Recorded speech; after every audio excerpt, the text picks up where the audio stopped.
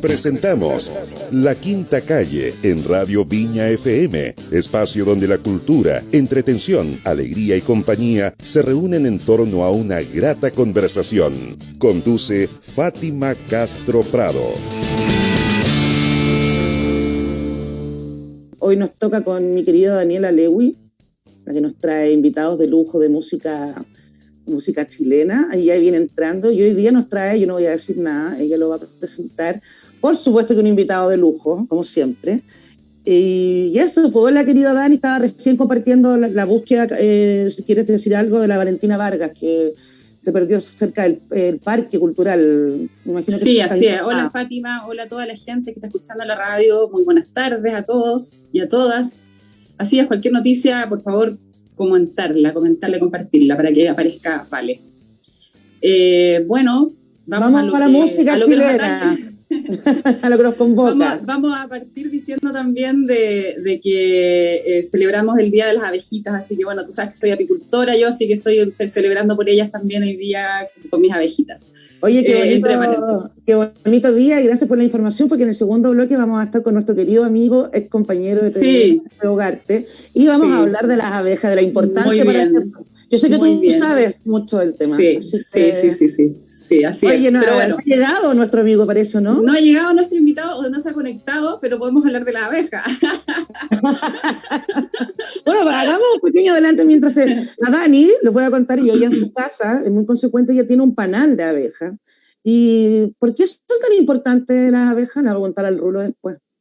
Ahí viene llegando. Bueno, estábamos rellenando Rulo, mientras tanto. Bueno, hablando de las abejas, sí, hoy es el Día de las Abejas, vamos a hablar, ustedes después con Alfredo van a poder hablar sobre eso, porque bueno, yo te podría hablar toda la hora acerca de otro día conversamos de las abejas. Pero otro día podemos hablar de eso, lo que sí les digo, celebremos el Día de las Abejas, cuidemos las abejas, no las matemos, y seamos conscientes de que ellas nos están salvando la vida a nosotros, así que eso. Bueno, no me voy a explayar más con las abejas. Ya llegó nuestro invitado. Sí, y te voy a contar, y le voy a contar a la gente, de que nuestro invitado de hoy es el ex bajista del grupo Los Tetas. Yo cuando era chica era fanática, debo decir. Yo también. Bien fanática del grupo Los Tetas, y ahí no había nadie que no se conociera las canciones y no se las bailara todas. Estábamos en los conciertos siempre, era muy habitual. Y bueno, años 90, ¿no? Años 90. Sí, súper noventeros nosotros. Acá estamos puros noventeros, ¿no? Y bueno, David Edelstein, más conocido como Rulo, quien ha tenido una carrera solista después de su carrera como músico con Los Tetas, y hoy en día está realizando una carrera de solista que en lo personal la considero bastante interesante para que le vayan a echar una escuchada a su nueva música. Y bueno, no voy a decir más, lo vamos a presentar para que salude. Hola Rulo, ¿cómo estás? Desde México, ¿no? Estás muteado. Pero mira, antes que se conecte, Rulo, discúlpame, vamos a ir a escuchar un pedacito de una canción muy bella que se llama Precipicio.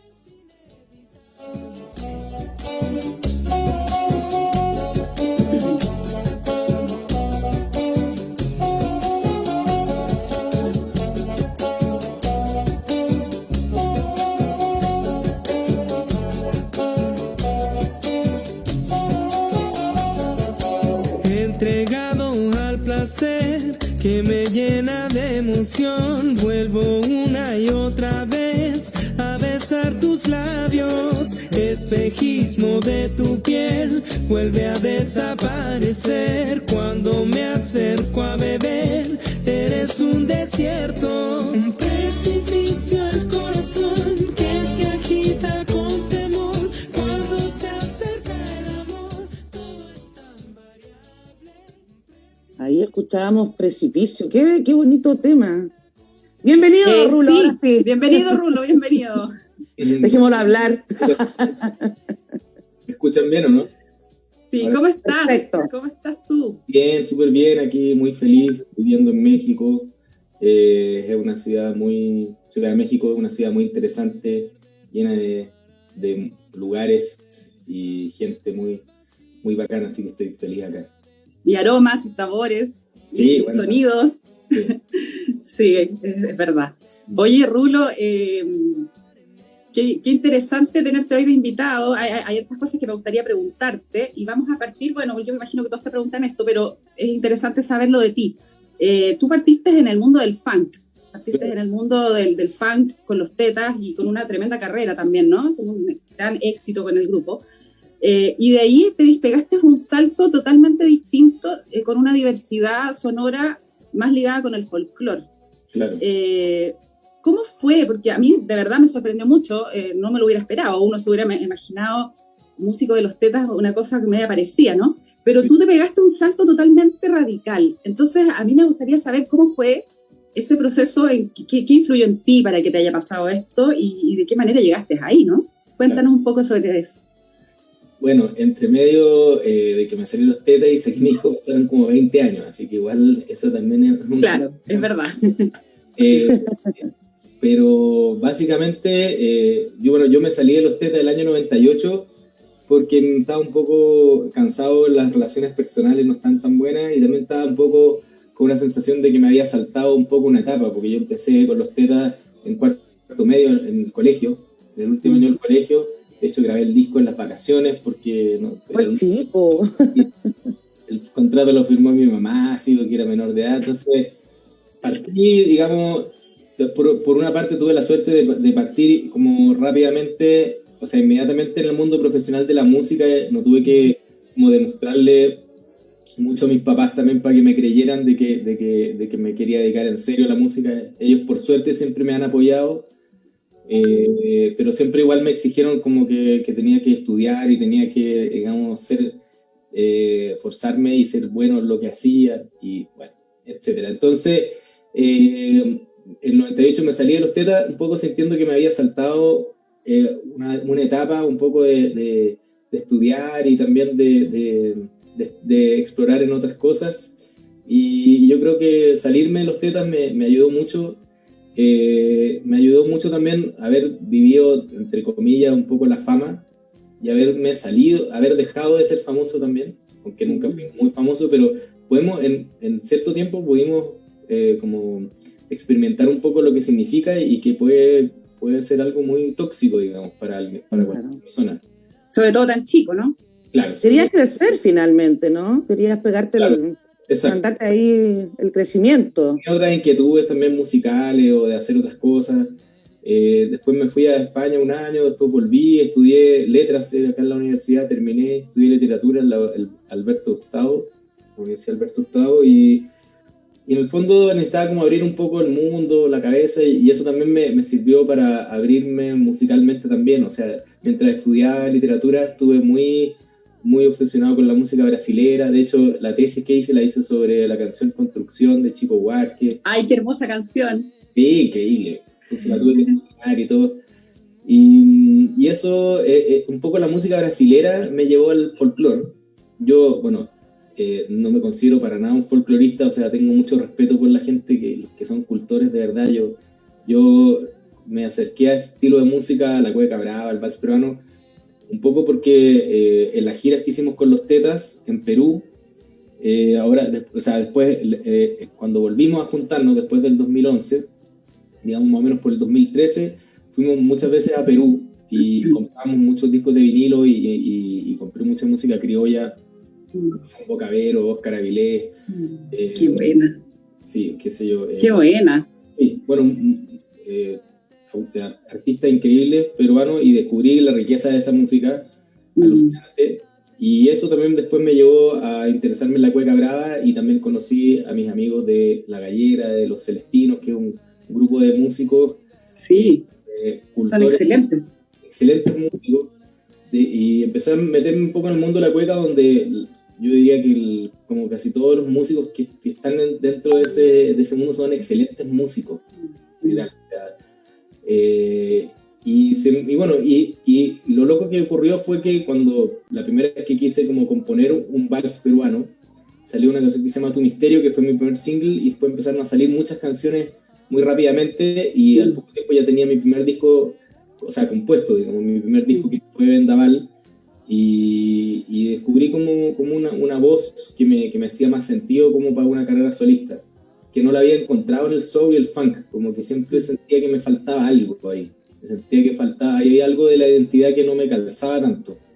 Entonces es interesante porque al sacar mi primer disco sentí que estaba desde un lugar que lo sentía mucho más auténtico, y también me situó como músico en un lugar que yo siento que no creo que sea un deber, porque eso, los deberes morales, que sí, yo encuentro que no van mucho como con la creatividad, pero siento que como músico latinoamericano igual tenemos una posibilidad increíble de explorar nuestras raíces y mezclarlas también con la música extranjera también, ¿no? Es que a mí me sigue gustando el funk, el soul, el trap, me encanta, o sea, me gusta mucho. David, y en realidad una pregunta para los dos, es algo que me llamaba la atención haciendo esta sección de música chilena, que hemos tenido grandes músicos, y todos, bueno, todos chilenos obviamente, pero me llama la atención desde mi mirada también, sin experiencia en música, pero como alguien que escucha música y que le gusta la música, y que la ama. Hay una tendencia de los músicos chilenos a mezclar justamente, o se ha rescatado mucho el tema folclore. Es algo que me llamaba la atención estos últimos años en todos. Dani, ayúdame a nombrarlos, todos los que han estado la mayoría, desde el mismo Jefe, partiendo por Jefe, claro, pasando por... Súper interesante. Hay un rescate. ¿Cómo lo ves tú? ¿Es interesante el fenómeno como de esto de mezclar mucho? Me resulta también interesante como el concepto del rescate. Yo siento que, yo siempre lo he dicho, que es al revés. O sea, no es que uno rescate esa música, sino que esa música nos rescata a nosotros como músicos latinoamericanos, ¿cachai? Es verdad. Como así que, es. O sea, de partida, porque uno tampoco es como que va a rescatar algo que es una tradición oral enorme, pero que de verdad en Chile está como mucho más subterránea. Yo pensaba, por ejemplo, yo cuando estaba obsesionado con la música brasilera, veía la samba y encontraba increíble que tuvieran sus propios instrumentos, su propio código, su propia cultura, y cuando descubrí la cueca brava y las ruedas de cueca donde se tocan el pandero, el tañador, los platitos, las cucharas y todos los códigos que tienen y toda la cultura, dije, bueno, al final los instrumentos tienen una cultura que es súper compleja y súper profunda, y tiene historia, y tiene poesía, y tiene música, melodía, instrumentos. Entonces, pero claro, en un país como Brasil, todo el mundo conoce la samba, pero en un país como Chile, nadie sabe muy bien lo que es un canto a la rueda, o sea... Claro. Y igual creo que tiene que ver también con lo social, ¿no? Con lo cultural, con lo social, todo lo que repercutió también la dictadura en acallar también la voz de la cultura popular. Finalmente la cultura popular también se ha reinventado. Había también un miedo también a la cueca, al poder verdadero que tiene, que es el miedo a la cultura popular de verdad, porque es muy empoderante. O sea, la cueca también se canta muy fuerte. Sí. Son de músicos que no cantaban y que se metieron a cantar cueca y descubrieron como su propia voz, teniendo que cantar, ¿cachai? Sacando la voz. Y claro, obviamente que hay una cosa en una lucha de Chile también de clase social, y también de como pánico a lo que viene como del mundo popular de parte de las esferas de poder. Entonces está todo eso ahí, y igual para uno como músico chileno es increíble. Yo me imagino que, no lo he hablado con Jepe, pero me imagino que es un poco lo que también le pasó a él, digamos, descubrir más del lado de Margot Loyola y toda esa investigación, pero descubrir ese mundo que puede enriquecer tu propia música y en otro lugar, digamos, como música. Ahí como que ocurre un clic, ¿no? Como que algo pasa dentro del trabajo que uno va haciendo, que te hace cambiar un poco el rumbo y adaptarte también a eso. Oye, claro. Rulo, y me llama la atención a propósito de lo que tú estabas diciendo, de esto de como no sé, como los compromisos éticos, algo así. A mí me llama la atención también algo muy interesante de tu música, que finalmente tú tocas bajo, ¿no? Estás metido más en el mundo del groove, ¿no? Como sí. ¿No? Y uno se hubiera imaginado que estaba más ligado como para ese lado, pero sin embargo tú tienes un estilo muy melódico, o sea, tus melodías son súper interesantes, hay que decirlo. Tú compones tu música a partir de melodías bastante complejas, o sea, a mí como que se me ocurre esa dualidad y me pregunto, ¿tú eres como el tipo de músico Mateo o más bien te sale así? ¿Cómo es eso, el proceso de componer? Lo que pasa es que yo creo que todo mi acercamiento a la música siempre desde que nací, básicamente ha venido desde el canto. Siempre he cantado toda la vida. Mi mamá siempre me cantó a mí y a mi hermana, que también se dedica al canto profesionalmente. Entonces, o sea, como que lo de la melodía viene muy desde el canto. Yo también me dediqué al bajo casi como por accidente. no había bajista, había que tocar, alguien que tuviera que tocar el bajo. Y también siempre me acercaba al bajo a través de las melodías, o sea, yo creo que todo tiene, o sea, según yo, todo tiene que ver un poco porque viene desde el canto, o sea, porque el canto, digamos, está muy conectado con las melodías internas que uno tiene, porque es la manera que uno tiene como de expresarlas. Entonces, yo creo que es mi explicación, digamos, de ese fenómeno que... O sea, tú en el fondo no es que tu profesión como músico sea exclusivamente bajista, digamos, tú te dedicas a varios instrumentos, además, ¿no? Sí. Además del canto. Bueno, atrás no sé si son guitarras, pero veo varios instrumentos detrás de... Sí, ahora me prestaron una guitarra, la que se vea como más a la izquierda, que es una mezcla entre un bajo y una guitarra, que es como un bajo con las mismas cuerdas de la guitarra. Mira. Se llama bajo sexto, y estoy así como explorando ese instrumento, porque en el fondo es como poder tener una guitarra y un bajo al mismo tiempo. Ah, qué buena. Sí. Oye, digámosle a la gente que no sabe que el Rulo está en México en este momento. Sí, pues ya lo dijimos. No, pero lo dijimos fuera, lo dijimos no cuando íbamos al aire. Adelante. Que los olores y los sabores de México. Tienes razón. Bueno, estamos en contacto directo. Oye, Rulo, ¿y estás tocando todavía actualmente con la Mon Laferte, que sabemos que también es el bajista de ella? ¿Están ensayando ya? ¿Se están juntando? ¿Cómo es eso? ¿Cómo va? O sea, hemos tenido algunos shows, casi todos ¿cómo se llama? Por streaming. Uh-huh. La semana que recién pasó tuvimos un show en un evento privado como para 80 personas, y fue nuestro primer show con personas de carne y hueso. Wow. Fue bonito, fue como un acústico, tocamos 10 canciones, estuvo muy bonito. ¿Te ha gustado? Sí, ¿te ha gustado trabajar con ella? ¿Ha sido distinto? Ha sido todo un desafío igual, porque bueno, hemos tocado en escenarios súper importantes. La Mon también es muy espontánea, muy como a veces como que quiere cantar una canción y hay que sabérsela. Hay que estar listo. Hay que sabérsela. Qué entretenido igual. Yo creo que me ha hecho músico, como así mucho, como que siento que ahora me cuesta menos aprenderme las canciones, como que han sido 2 años bien exigentes, pero muy... Eso te iba a preguntar, Rulo. Me da la impresión de que la Mon se debe su éxito a muchas cosas, pero es una mujer muy trabajadora, ¿no? Muy matea. No sé si estoy equivocado, no es mi impresión. Se nota en su trabajo, ¿no? Para no sé nada. qué opinas tú. Sí, es impresionante la energía que tiene y sí, es trabajadora, pero un nivel ya medio marciano, yo diría. Es la única manera, yo creo, ¿no? Finalmente. Sí. Oye, Rulo, y cuéntanos un poco acerca de tu nueva canción en literatura. Está súper interesante, la lanzaste con un video ahí bien lúdico, donde sales tú ahí haciendo de actor, muy interesante, ¿no? Está interesante tu video. Qué bonito el nombre, literatura. Literatura, cuéntanos, ¿cómo nació esa canción? ¿Cuándo nació? ¿Cómo la hiciste? ¿Dónde la grabaste? Mira, esta canción tiene hartas cosas interesantes porque es la primera canción que produje yo solo, digamos. O sea, ahora, el año pasado, en la pandemia, empecé a desarrollarme más como productor de otros artistas. Me salieron algunos trabajos a la distancia, obviamente, con un cantante peruano, y empecé como a tomar más la decisión. O sea, yo siempre he sido productor de mi música, de mis discos los produje o sea, tuve un productor que se llama Cristóbal Carvajal, que es un amigo, que me ayudó muchísimo en el primer disco Vendaval y en el EP Precipicio. Pero, digamos, ahora el año pasado como que tomé la decisión de yo producir mi propia música, y esta canción en específico decidí no usar ningún tipo de guitarra. Entonces hice toda la parte musical, la base, la hice con clarinetes y saxo. Y igual toco un poco de saxo, toco un poquito de clarinete. Y también le pedí al saxofonista de Mon que grabara también unos clarinetes, entonces combiné, digamos, todo. Y lo produje acá en mi casa. Fue una canción que la empecé a escribir en diciembre del 2019, que fue la última vez que estuve en Chile. Se me ocurrió esa frase, que es la frase del coro que dice dame un verso en la boca, que es como un juego de palabras.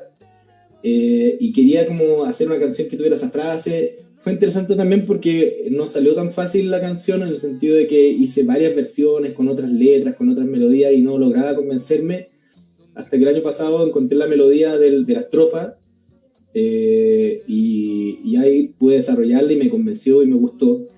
Y lo otro interesante que encuentro que esta literatura nos habla de la literatura que está en los libros. De hecho, en el videoclip no aparece ningún libro, aparecen máquinas de escribir, porque se refiere a la literatura que tenemos cada uno, digamos. O sea, una vida literaria, dices tú. No una vida literaria, sino que, bueno, sí, puede ser, pero en el sentido de que eso suena igual como una vida dedicada a la literatura, sino que se refiere más, bueno, en realidad... Tu historia. Claro, nuestra historia. Perfecto. Nuestras invenciones, un poco la imaginación. En realidad okay. viene de un poco de las fantasías sexuales, porque yo le estaba... interesante eso. Estaba conversando con Mauricio Garrido, que es un artista plástico, que fue el que hizo el arte de mi primer disco, de Precipicio, un gran amigo, y él me contaba que, no me acuerdo para qué, no sé si era el Marqués de Sade o no sé, algún escritor antiguo, a él llamaba a las fantasías sexuales la literatura, y eso me puso todo ese concepto, y en el fondo la canción se trata de eso, pero no necesariamente asociado solamente a las fantasías sexuales, sino que a la literatura que cada uno tiene, digamos. O sea, interesante, Rulo. Tenemos mucha historia y tenemos capacidad de crear historia y crear personajes y de ser también otros personajes también. Entonces, es como una propuesta, en el fondo. Es como una... Oye, ¿te costó hacer el videoclip o fue fácil? ¿Sabes qué? Fue fácil, porque lo hicimos con Nelson Hernández, que es un amigo mexicano. Él no había hecho nunca un videoclip, pero había hecho varios videos de arte, está metido como, es poeta también, y él tenía, bueno, el video básicamente son dos personajes que soy yo y mi novia, Lisette, que estamos frente a frente con máquinas de escribir que están unidas por el mismo papel. Entonces, en el fondo, las máquinas de escribir son como la metáfora de esa literatura que sale. Ya las máquinas de escribir son una cosa un poco vintage. Yo sí, total. Ahora no sabe lo que es. Muy entretenido, tienen que verlo. A toda la gente que nos escucha. Buenísimo, sí. Y entonces con mi amigo Nelson había hecho una performance con dos, o sea, fue una idea de él, de las máquinas de escribir unidas. A mí me encantó esa imagen.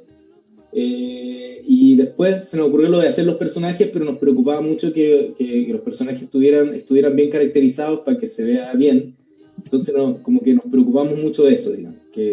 Y al momento de caracterizarnos, eso fue muy interesante porque nos resultó muy fácil, tanto a mí como a Lisette, que ella tampoco es actriz, es su primer trabajo, así como... ¡Wow! Lo hacen súper bien. Es muy entretenido. Y cuando ya estábamos vestidos de los personajes, nos salió muy fácil hacerlo, eso fue muy bacán. Sí. Nos salían solo los personajes. Como que ahí no hay... Salió buscando la actuación, está bien, mira, ¿viste? Oye, Rulo, y cuéntanos, ¿esta canción literatura va a ser parte de algún disco que vas a sacar pronto o vas a hacer solamente como single y ya? ¿Qué es lo que viene para el futuro con lo que estás haciendo ahora?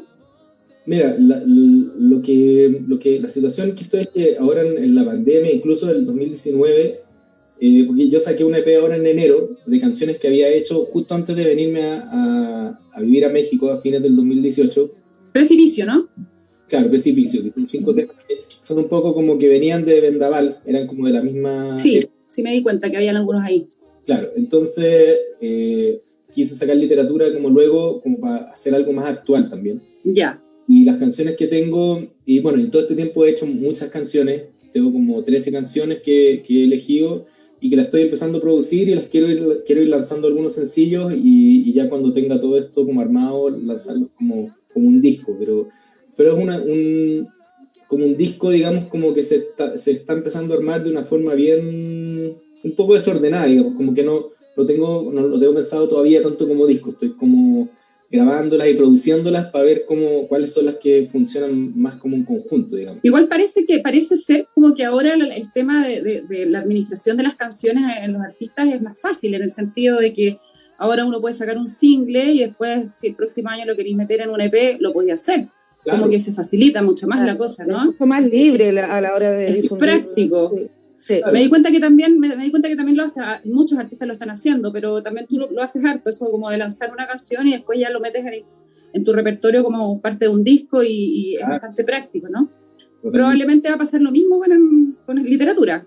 Sí, totalmente. O Me sea, parece que por ahí va la cosa, ¿no? sí, yo tengo pensado sacar unos 4 o 5 singles este año, si es que alcanzo.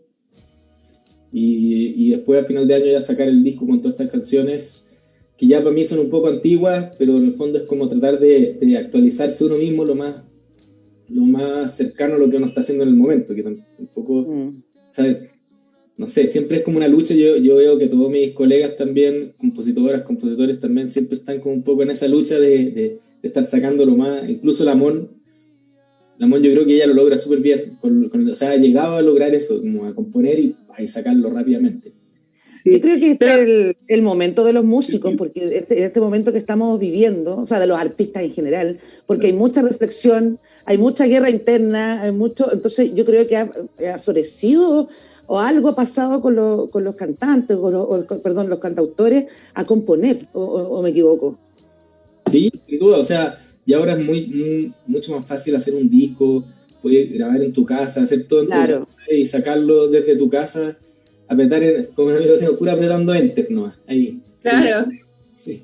La autoproducción. Oye, a propósito, ¿sabéis que yo igual encuentro que tus canciones del 2016, ponte tú en Vendaval, suenan bastante modernas y muy parecidas también a la sonoridad que tienen las canciones de ahora? Como que siento que en ese sentido no hay mucha diferencia, o sea, claro. La verdad es que tu evolución se ha notado en tu trabajo por completo, porque yo siento que suenan muy parecidos. O sea, la sonoridad tú ahí masterizaste con la misma persona, o cómo fue, porque suenan muy bien y muy parecidos, ¿no? Como no hay diferencia. No, yo creo que más que nada el parecido es por el lenguaje, nomás que yo estoy como la búsqueda del lenguaje. Claro. Como produje yo literatura, lo mezclé con otro amigo, Felipe Castro, que vivía acá en México, vivía a una cuadra de mi casa, amigo chileno también, productor de Pedro Piedra, y ha trabajado un montón. Claro. Entonces, ¿todavía existe la cofradía chilena en México, que siempre se juntan los chilenos allá? Bueno, ahora ya no nos juntamos tanto, obviamente, por la pandemia. Claro, por supuesto. Se funó un poco, pero igual existe. O sea, yo igual tampoco soy muy amigo de las cofradías, sobre todo en los países cuando uno está fuera de juntarse solo con chilenos ni nada. A veces pasa, lo encuentro como un poco limitante, porque acá hay un mundo de mundos. Sí, claro. Pero igual es muy bacán, como hay mucho apoyo también entre los amigos. Hay más que nada eso. Las redes, importantísimo, sobre todo en tiempos... Oye, Dani, Rulo, nos tenemos que ir, nos queda un minutito de... Se me hizo súper corto, Pasó volando. Por mi parte, yo me despido, te agradezco muchísimo que hayas estado acá en la Quinta Calle. Te esperamos en Valparaíso con la Daniela, las dos vivimos Muchas acá. Gracias, David, muchas gracias. Así que ven a tocar aquí, por favor, cuando estimes conveniente, cuando se pueda. Y que te vaya muy bien, pues. Sí, muchas gracias por planes. Ojalá de volver a Chile en diciembre, ojalá que se pueda, y tocar, obviamente, y tocar en Valparaíso, ojalá. Bienvenido cuando quieras. Y nada, pasen a ver su música, pasen a escucharlo. De verdad que está súper interesante, se los recomendamos muchísimo. Que te vaya muy bien, Rulo. Muchas gracias. Gracias por la invitación. Presenta tu canción, ¿eh? Sí, ¿no? Por favor, invita a toda la gente que escuchemos Precipicio. Literatura. Perdón, literatura, me confundo, literatura. A toda la gente que está escuchando, los invito a escuchar Literatura de Rulo, a ver el video también en YouTube, que está divertido, así que un gran abrazo a todos y vayan a ver Literatura. Gracias, Rulo. Chao, chao. Chao.